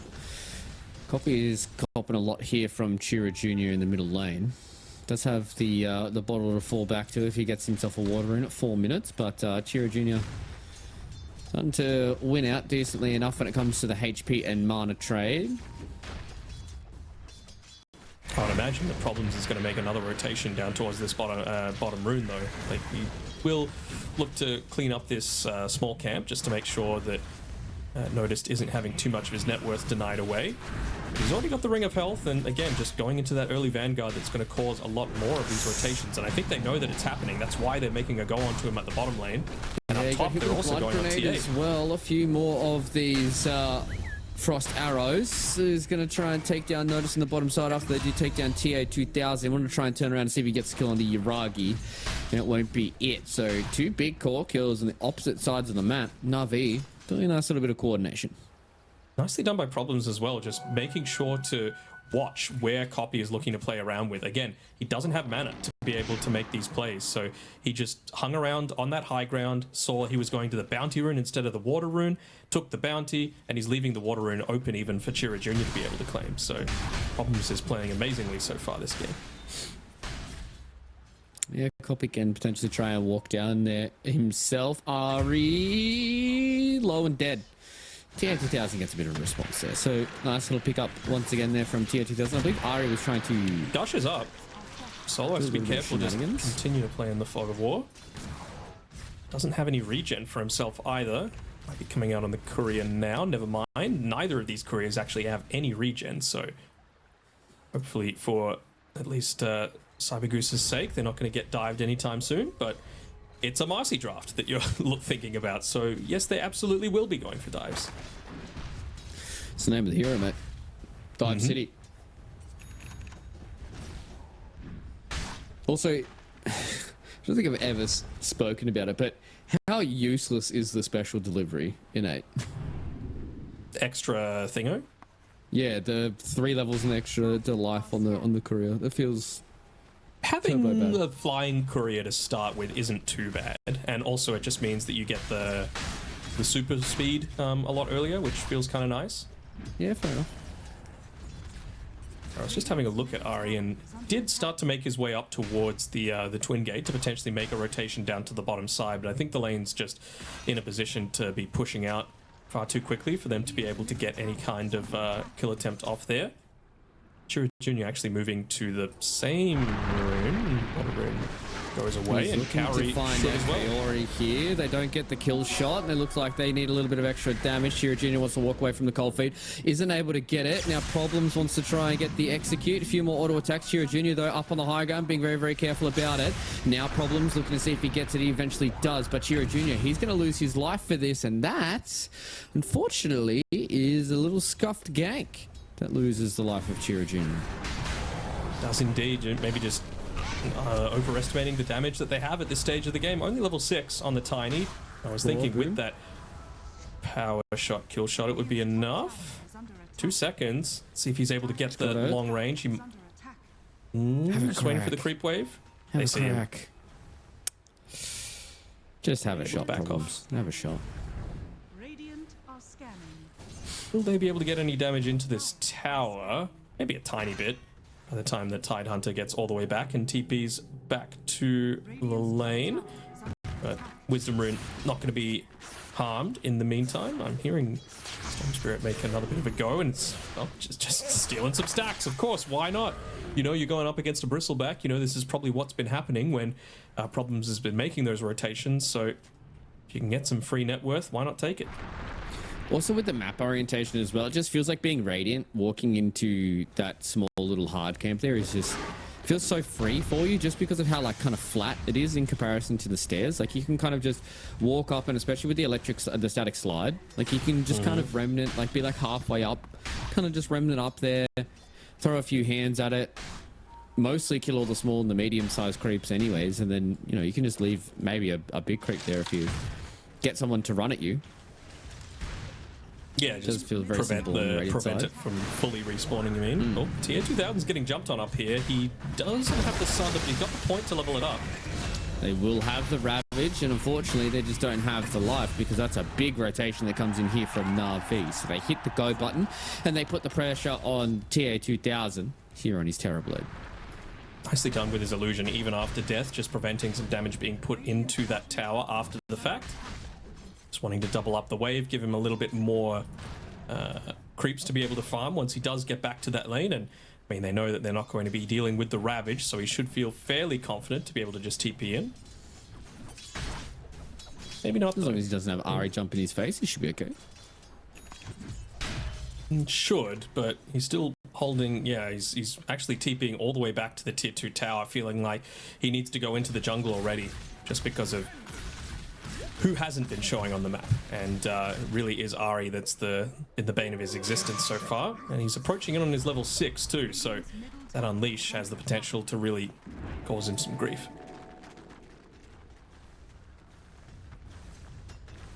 Conversely, they're making their own move down towards the bottom side, looking to try and get a kill onto Kaori on his AA. Yeah, they have the invis rune here on Chira Jr. He's able to get behind the tier 1 tower, and he finds the Ancient Apparition, Avatos combo. He'll get it, right? Right? Should. Dire's top tower is under Hey, slow, okay. Just rock fist curls around the tree, sure. Seems good. Dire's middle tower is under attack. But there's a lot of tower damage being put onto the Cyber Goose side. Both Boom as well as Copy looking to hit into it with those cores. Multiple heroes down bottom, so they are doing some damage of their own, but it's gotten to the point where unless you've got that metamorphosis and willing to pop it, you can't really contest the Tide Hunter. So even though he's in this weakness point where he doesn't have the Ravage available, he's not even necessarily feeling all that weak, just because TB can't contest into him at this stage. He's just going to feed over illusions if he does. You don't want that. So now with the amplified damage picked up by Chira Jr., I believe that was a combination that he dropped here onto Copy. They just didn't get the kill for it. So again, just slipping away from these ganks, other side of Na'Vi, just dodging when they need to dodge and ducking when they need to duck. They've been able to get out to a nice little net worth lead here after getting a few of these towers as well. So Another movement coming from Chira Jr., really wanting to focus down towards that bottom side. Again, the Drow Ranger has such a favorable matchup against the TB that you've got to make sure that even one that isn't having as good a game as she is going to be taken out as quickly as possible. Ari's in the good position to be able to break this smoke first, though. oh, they just go through the trees, but now they're setting their attention here onto Yuragi. That is a toss up into the air, and she is dead. Looking to see if they can try and take down Ari. Boom's here as well. They have the Ravage at the ready, so they're just going to pop it here to take down Chira Jr. They eventually will lose out on the Tiny. They're buying a bit more time here. TA 2000 wants to turn back around. Avalanche goes in forward, seeing if they can try and get more kills. They have been able to get more of these supports. Now with Boom on the run, the Cyber Geese are seeing if they can try and collate on top of the Tide Hunter, and they have been able to. He will just pop the Kraken Shell for a little bit more of the life, but fortunately for him, that's a 4-for-1 trade. And the Cyber Goose turn this one back around. They do indeed, and really it was on the back of Solo, right? Just enabling that disruption coming through, getting the extra couple of seconds of life for the Tiny meant he got one more Avalanche off. So not only enough to be able to kill the Drow first and foremost at the start of the fight, but just to control everyone so that TB with the meta popped was enough to be able to kill 3 heroes. So nicely done by him. Even, you know, popping the Demonic Purge onto the Tide Hunter, preventing him from being able to run away. Can't purge that one off. Dire's top Very tower true. has fallen. And we're at a point now where Chira Jr. has picked up the Blink Dagger at 12 minutes into the game, so his game has just begun. He's getting close towards that maxed up toss as well. You get that, that He is, level but 10. he's still a level and a half behind the Storm Spirit, and this is the risk that you run when you're going for a lot of these plays across the map. Are they going to immediately go for another smoke? I don't even know if they actually have one available, and yeah, they need to get a new one delivered. Dire are scanning. So just walking out here for now, but again, it just means that you're not farming. The Storm is just spending the majority of his time in the jungle. They actually even see them. And he wants to go here on Natus as well. They get the Ice Blast, the Avalanche, and the Toss up in the air as well as the Hell, but do they have the damage to take down the Storm? No, they don't. He has to use the Soul Ring, TP away. Oh. 18 life as he just stared down the creep wave as he's TPing away. So no harm, no foul for both of these two teams. Everyone survives, Natus lives. So does Copy. Yeah, I mean, it's such a... I love the play that he tried to make going in onto the Bristleback because, I mean, he's having by far the time of his life so far this game, but I mean, it's just so hard to kill this freaking Storm Spirit. And he's able to, you know, go for these kills and then just immediately go back towards the jungle, pick up a bunch of farm, get into his next item, and then he's straight out doing it again. You know, he's got the AA now to be able to make those sorts of plays with the Ice Blast as well. Yep. It just means they've just got that extra bit of potential across the map. Obviously, anywhere the Storm goes and the Ancient Apparition can follow up with an Ice Blast, looks like it's a kill. So this game, definitely on a knife's edge here. Both of the two carries farming away in the jungle, whereas the Storm and the Tiny, they're still trying to find those little avenues to continue this snowball. And it's all about trying to open up the map for them. I was about to say, let's see who Gaben loves more, and looks like it's Na'Vi at this point. Shield Rune coming up towards the top side, deliberately not tossing the wave, just to have full mana and cooldowns, just in case a fight did break out around that power rune, and well, they lost the 50-50 there, so Storm saw how hard he was to kill previously. Now it's going to be even more so, and he's continuing to just kind of gap the Tiny in terms of the level progression that he's had. Yeah, this is the problem with Tiny sometimes, right, is if you get into this slower kind of type of game and you've gone for this Blink Dagger build, it is very hard for you to keep up. Can still farm, though, with the Avalanche Toss as well as the Tree Grab, but definitely not as fast as what a Storm Spirit can. And now they've got the smoke up here. They're looking to try and pincer maneuver on the Tier 1 tower. They still have the Shield Rune available here for the Storm Spirit. They've got the Ravage as well. Here, up onto the Titan. They're all ready for this. It's a Ravage on the fall. Everyone from the side of Cyber Goose gets clipped by the Ravage, and now they're all getting hit by the rest of the spells. It's only Natus and TA2000 that are left available here for this fight. And the Avatos combo onto a Tide Hunter, I don't think that's very advisable, and especially when you had that pincer move coming in from Na'Vi. They had to have known something was up for Boom to be in this lane in general, right? As they're looking to go for more, still has half of that Shield Rune available, and they're just going to jump straight in onto the Bristle and take him out. Yeah, he doesn't really get too many of the Snot Rockets off. But they at least deal a little bit of extra damage coming back there. You just see how much damage the illusions do with all those Goose stacks on them. But it's just a good set of last couple of minutes here from Na'Vi, really being able to keep the key members alive, but also being able to move around the map in the correct position there. But yeah, it's just... It's like, if it feels too good, then it probably is too good, you know? The fact that Boom is just walking at this Tier 1 tower by himself, he's probably going to have backup in some way, shape, or form. They're going to walk into a smoke here from Solo, and they found out Kaori gets tipped away, so at least, yeah, he lives for now. I ended up getting 2 Observer Wards killed as well, and Boom even gets the deny on the tower.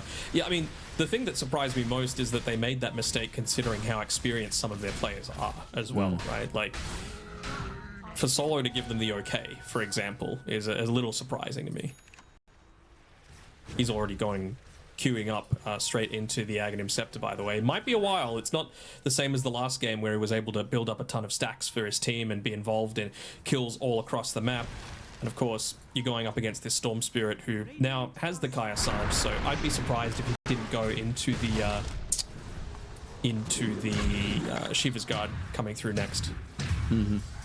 Even the Veil, just for a little bit of that extra armor, and of course, amping up the damage of basically everyone, you know? It's going to amp up the Anchor Smash, it's going to amp up even the Frost Arrows. It's going to amp up a lot in these fights, noticed. Walks forward, he's able to actually get the stack of the Mad Stones. Getting a little greedy copy. though. Getting a lot greedy. Whoa, okay. I feel like I was in the same bucket as Copy. They've been like, this is okay. Should be right. No. The Goose stacks just meant too much physical damage that came in there from Natus as well as Chira Jr. And that's a big mistake.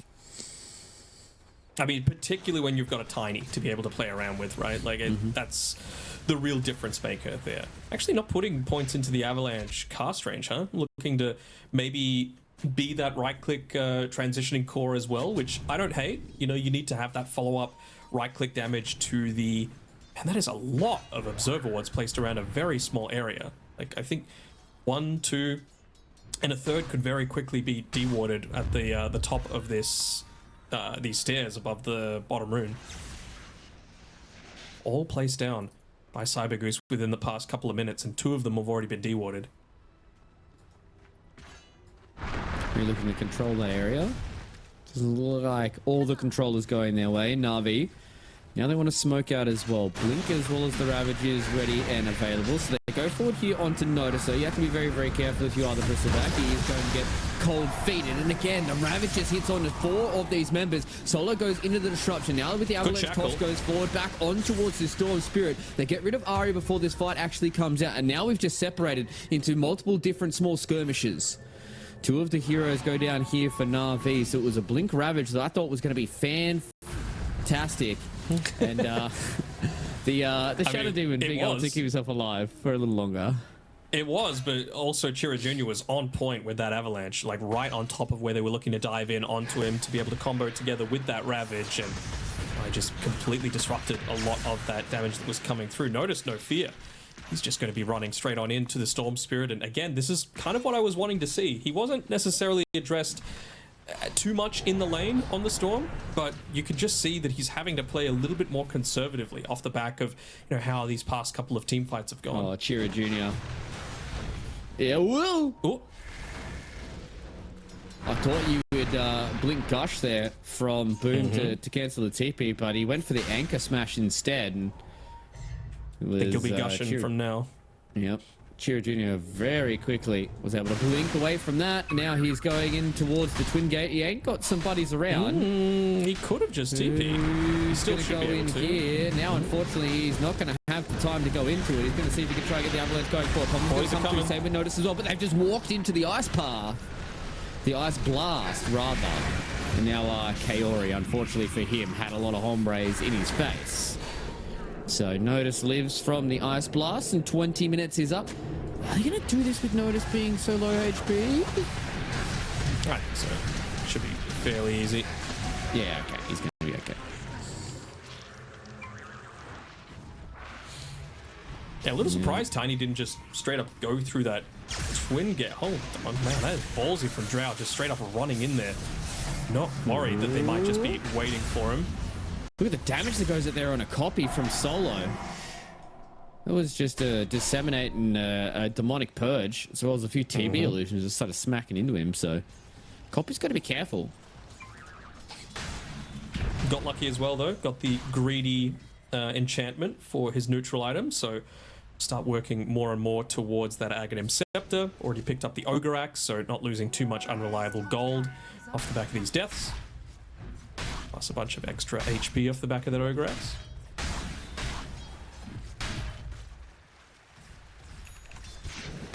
They see Copy again, just looking to roam on the bottom side of the map. Chira Jr. can't really do too much on his own, and again, he's just looking to secure his own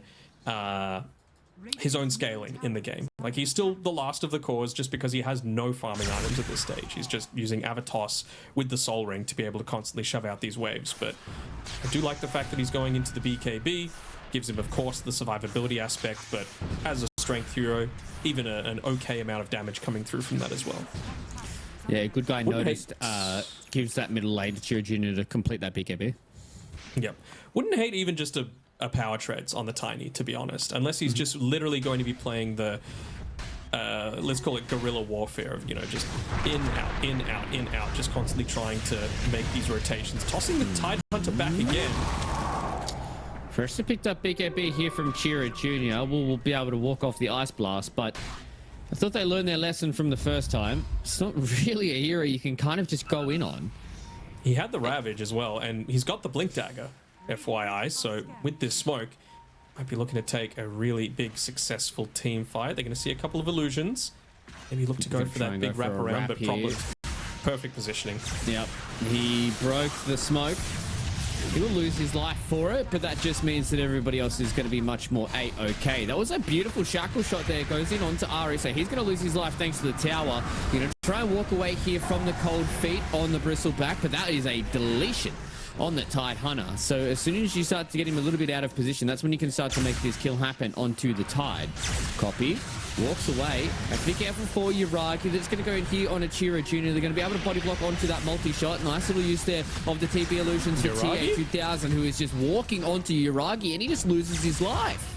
The Drow Ranger had the Hurricane Pike, just didn't want to use it. No. And now the Ancient Apparition is dead as well, and Copy's the final. Remember, he will be able to get himself a Lotus as he walks out, but he takes, Chira Jr. with them, who denied himself to a neutral creep, but Uragi just died. I mean, the big thing is they could have very easily just run away. They had no way to be able to chase down. It's only because they went back in that they ended up dying. It was still 5 seconds left on the Blink Dagger for the Tiny, and as of this point, they don't have any other ways to really initiate problems off the back of that fight. Now has just 100 gold away from being able to pick up his own Blink Dagger, but at least for that point in time, that was just Na'Vi throwing themselves into the meat grinder without 2 of their biggest heroes for frontlining. It really does feel like that once that Tide Hunter and the Marcy are gone, like, it's so easy for Cyber Goose to just run at them, right? Like, yeah, especially noticed here on the Bristleback. I feel like he's had such an untouched game. Second highest core in the game, and he's just enabling so much for TA2000 and Chiro Jr. because he is, 1, so tanky on the front lines, but 2, these Goose stacks, man. He gets 2 Goose stacks on someone, and it's like they're at a crawl. And he is just chasing them down. And then with the Demon Zeal as well for TA2000, if he's not in the Metamorphosis form, he just has infinite chase. And it just feels so hard for these members of Na'Vi to get away. And, I mean, at this point, it's just starting to get very scary as this back and forth happens between both of these two teams. It just means that those BKBs are going to have so much importance on Na'Vi, right? Every single person is working towards them except for the AA and the Tide Hunter. Even Marcy just really wanting to play that frontline role. Realizes how important it is for her. As they actually find the Tide Hunter, but I don't know if they actually willingly want to go in onto this, considering it has that potential in there. Oh, actually, hold on. There's a shield room. And he still has Ravage available. Boom. He's taking so much damage here. Turns around for the Anchor Smash and will just lose his life. So I thought maybe with the posturing coming in from Copy that they were looking to try and turn it around a little bit, but I guess with the Terrorblade there with the Aegis, 3 minutes left on it, they were just kind of cutting their losses and just leaving the Tide Hunter be. Also, Shield Rune don't matter when you got a Shadow Demon, right? He just Demonic Purges it off, and suddenly you're nowhere near as tanky. And, again, speaking of solo Shadow Demon, 900 gold away from that Aghanim's Scepter, so you're going to have much more capable ways of just dealing with that Tide Hunter. You can actually start to have a lot more of that minus armor coming through. Yeah, exactly. You can actually just throw out the break on him and deal with him that way. Veil of Discord coming out for the Tide Hunter. Wants to build towards that Shiva's Guard. So one of the BKBs is up now for the Storm Spirit and Copy. So he has a few more ways of navigating these team fights, but still, there's a very clear line about what Na'Vi have to do, and this potentially could be the start of that line. Copy's going to go forward here onto Natus. The Bristleback's hard to deal with, and they're going to use the Gale Force here from Copy in a minute they can't continue to chase. Regen activated once again, but continue the chase on this Storm Spirit. Might just use all of this regen duration just for farming purposes, but they're not really accomplishing anything during a lot of these smokes, right? They're either choosing bad team fights or they're not able to find people as effectively as they would have liked. And, every little second that ticks by, this Bristle just gets tankier. This Tiny just gets tankier. Even the TB, now he's finished the Skadi up and he's still got about 2 minutes left on that Aegis, so how are you supposed to kill him? I think for me, it's all about Uragi, right? Being able to enable this turret to do the damage. We saw what TA2000 was able to do with the Drow Ranger in that previous game. Yeah, Uragi's looking to emulate that as well. So where's their Tier 2 break? tower is going to go down. Where's their ability to be able to kill this Bristleback? That's the main issue that I have for them. It's not like they have an overwhelming amount of stuns either, where you might be able to be lucky and catch him facing you. He's got the Blade Mail, he's got the Halberd, he's got even the BKB if you give him a second to be able to pop it. Are scanning. A lot of is a aggressive big posturing move. on the bottom side of this map. Got Looks like vision. problems. Ooh. No mana now on the Storm Spirit to be able to play with, and he needs to BKB TP. No, that's intentional. He Yeah, felt like he okay. was caught out. That was close too from Chira Jr. That avalanche could have potentially caught out a few more of these members. And yeah, I mean, just having a Nightfall his way out of it. So you got to say, what's the win prob? 58% for Cyber Goose? Yeah, I can see that. You know, you can see the avenues for the Drow Ranger to be able to get back into this game, but it really is off the back of, they just need these BKBs so badly. They would love the Shivas as well, like we've been saying, just to be able to limit the impact. Ooh. 20 seconds left on this Aegis, so you can see TA 2000 just got the cojones of a mountain goat here, just walking forward and doing whatever he wants. It's so crazy how they're able to just walk up completely like sheer cliff face. Yes. Gonna have big cojones to do that. No fear of death. Have you asked them? Or are you just assuming? I have. The mountain fears them. Ah, true. Yep. What's he got on Witchblade? On the Storm Spirit? Alright. Just helps them kite out a little bit more effectively as well. Feels kind of nice, I suppose. Also has a True Strike, so you're going to be able to slow down the Wind Ranger. Also building into that Prasma, it's going to be a lot of that extra damage. Considering that Boom is the one that's building towards the Shivas, so Copy not having that for himself kind of gives him a different avenue for his item build early on. You know, This Prasma ward Storm when we get problems is- towards the end of it. Giving so much value, like a couple of Sentry Wards, and it's just still not clipping it. And might be Copy. able to They're get waiting to see away, if he's going to although TP. he needs He's to going to have to BKB BKB again. TP. They're going to see if they can do anything. No. But another. That's 2 BKBs in a row for Copy. For nothing. Yep. And what did I say about ways to beat the Storm? Force him to play defensively, and that's exactly what they're doing. It's off the back of great warding. It's off the back of playing pretty effectively together as a team. And honestly, the Terrorblade enables a lot of it as well, because you do need someone that deals magic damage to address a lot of these lanes just being shoved in by the TB illusions. And outside of the Drow Ranger, Storm's really the best candidate to be able to do it. So he can't go for a lot of these gank attempts that he previously would have been able to in other games. Yeah, I mean, it's completely different to what Chira Jr. was able to do in the previous game, right? Where, as you said, kind of unchained, able to do whatever he wanted. Looking at Natus here respectfully. Nah, not a chance. Doesn't have the He's pinging BKB, him. but maybe with the burst damage they can take down the Bristleback. It's 3.2k HP to get through and a BKB. Nah. They found Chira Jr. though, Him they can take care of. Bristle, still no. and especially losing that gem as well. So that's a big start here for Na'Vi. Amplified damage rune here on TA 2000. He wants to have this fight. He wants to catch some of these members. Boom. Got to be very careful about how you're walking into this fight here. The break's going to go forward Broken. there. At least we'll get the throw out there from Ari. But look at the damage from the amplified damage rune of TA.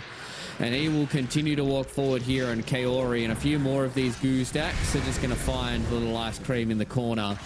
And they find 2 more kills. They take down Boom. They take down Kaori. Even just Uragi TPing up.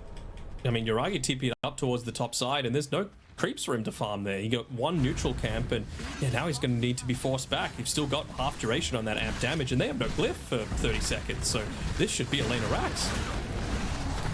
There's not really much that Uragi can do. He's going to see if he can cleave through some of these TB illusions, but as you said, the amplified damage rune just makes it so simple. And they just get through that lane of racks, and I mean, at the drop of a hat, it went from what, like a 4k net worth lead to now 10k for the Cyber Goose. Just look at it, just dip. Just straight down. And now a full lane of racks as well. Oh, Cyber Goose, they can see that grand final. They can taste it. They still need to complete the entirety of the game, though. Na'Vi aren't going to hand it to them on a silver platter. They're not. I'm still looking at, you know, Chira Jr. and where his continual impact is going to be coming from. He's going for the Octarine, but you're going to have a little bit of extra time until it really starts to give you that giga value like you get when he's level 25. So, you know, the small part of me is just like, what's going to win them the game now? You know, what's going to be able to, without a shadow of a doubt, just be able to put the final nail in that coffin? Honestly, it even feels like the Boots of Travel wouldn't be the worst at this stage of the game, just to be able to catch out the Drow Ranger, because Yuragi's been pretty aggressive with a lot of the areas that he's been farming. But now Na'Vi, I think, are recognizing the fact that, you know what, we don't have bad team fight, we've just had bad initial reads on who to be focusing down. So they're sticking around each other so that it's at least a lot more favorable in terms of when they do start these team fights. All right, well, the Ice Blast is going to go in, make it a little annoying for this Roshan, but it will be the second Rosh now for the side of Cyber Goose. They're going to get themselves an Aegis to the Immortal as well as the Rosh banner. With Tier 2000 tipping towards his Tier 2 tower, they're looking to see if they can try and find some more Na'Vi members. TA 2000 forces himself up to the high ground. As I said, Cojones the size of mountain goats. Oh no, Kaori. Ah, well. I mean, someone had to die. Sure. And Problems will say thank you very much for that. Atos from long range. Able to, he's even got the keen-eyed enchantment as well. That's just going to make that much easier. But it's a night and day difference between, you know, the storms that we've seen so far, isn't it? It does kind of feel like it needs to be this Wombo combo that's coming through, but they're not making it easy considering they gave up that Aegis pretty damn freely. Got Tiny, who's getting close to being able to purchase the full Octarine. There's even an amp damage rune in the bottom of the river. But they're not concerned about that. You've got a TB level 21 hitting into your racks, and that is the last glyph that you're going to have as well. No creeps to be able to keep that backdoor protection away, but well, at the very least get the tower. Yep, and with that tower taken, you can just pop this Gale Guard as well. So he's constantly just able to play around with the Gale Guard. So the zip is going to come in here from Copy, and the fight just starts at a little bit of an awkward start here for Ari. And now, boom, walked into the sidelines there, trying to get a Blink Ravage, but got hit by the Avalanche. Now Still Copy on the same goes page. in. Okay. Now they've got that Roshan's banner down as well. Yuragi. That's a couple of these goose sacks that go forward here. Boom still sitting on the sidelines here. Hasn't found an opportunity for him to get the Blink and the Ravage. Yuragi has to go back into the base. Ari, though, is able to buy back into this fight. So they throw out an Ice Blast, but just look at this. Cyber Goose just say, all right, see you, boys. Gets on out, buyback expended, one racks down. They'll gladly take that any day of the week. TB Illusion ended up being able to just get that last hit onto the Ancient Apparition as well once the Ethereal form wore off. So big kudos need to be given to Cyber Goose with how they've been able to address this game so far. Even just keeping these TB Illusions out here. Again, this is what I was a little worried about in the draft, right? Like, they kept Shadow Demon Bristleback together, they kept Shadow Demon Terrorblade together. Look at what they're able to do. You know, TB doesn't need to be anywhere near this lane, and they're still keeping all of Na'Vi hemmed inside their base.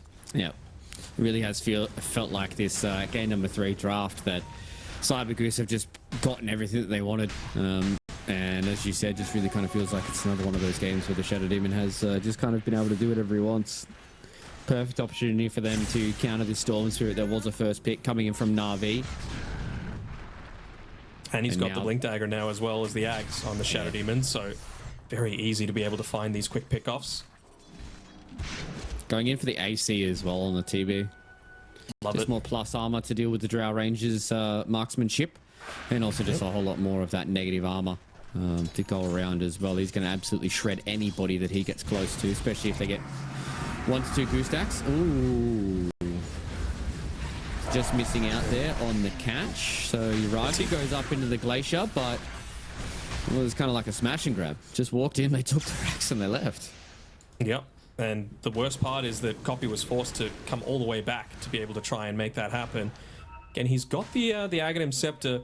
it really does feel like they're just waiting, biding their time, hoping that they can maintain some semblance of a base for the rest of the duration of this Aegis. It's got 65 seconds left on it. They need the perfect zip in from the Storm Spirit into a multi-man grab. All the fight Just trying grabs to break one, out though. here. They go up into the egg. Does the Storm Spirit. Big being used here by Yuragi. Big Ravage on the back lines open. Can they turn this into kills? No, it looks like they haven't been able to just yet. The Shadow Demon goes Drow's getting inside of that chased disruption. TA2000 is able to get himself away from that Ice Blast. And look at the damage that goes in onto Boone. They get rid of Ari as well. Copy's the one that is out of mana. And he has to walk back inside of his base. They lose 2 heroes with no buyback here, Danog. This is looking like it is dire straits for Na'Vi here. The final hurdle for them to try and have a crack at Aurora in that grand final after that upper bracket. And it looks like now it is Cyber Goose who are starting to close the door on them as well. The beautiful shackle shot comes in from Problems once again. They will go into the Aegis of the Immortal respawn though for TA2000. They've at least been able to get a few more of these kills. They've taken down Punch, but Yuragi, he's down on the low ground. There's no BKB for the Drow Ranger. He's dead 95 seconds without a Drow Ranger. This is all but done. It is on Copy and Kaori to see if they can hold. The Ice Blast goes in here onto the Terrorblade. They need to get away from the Sunder, and now they get the Disarm. So Natus has been able to stand there and stand tall. They've already got the Megas. Kaori is oh so low here on the Ancient Apparition. The Gale Force comes down. Now they get the respawn coming in here from Boom. They at least keep Natus here towards these tier 4 towers, but how much damage do they actually have against TA2000? It looks like it's all not enough. And once again, Natus is just able to stand in front of everybody and look at this base melt. They have not been able to hold on here, have Na'Vi, and it really does look like the Cyber Geese are going to honk their way into a grand final in the road to the International. They will leave the base with the tier 4 towers going down. They come back in with the blue hole, looking to see if they can take down the Shadow Demon. Solo goes inside of that disruption, and once again, low mana on these heroes, and the kill shot comes in from Problems. Now it's TA2000. He walks back around with the Sunder going back in as well. He's inside that BKB form, stands and fights and takes down another. There is only Copy that's left available here. See if he can hold on. How much HP does he have? It's not enough.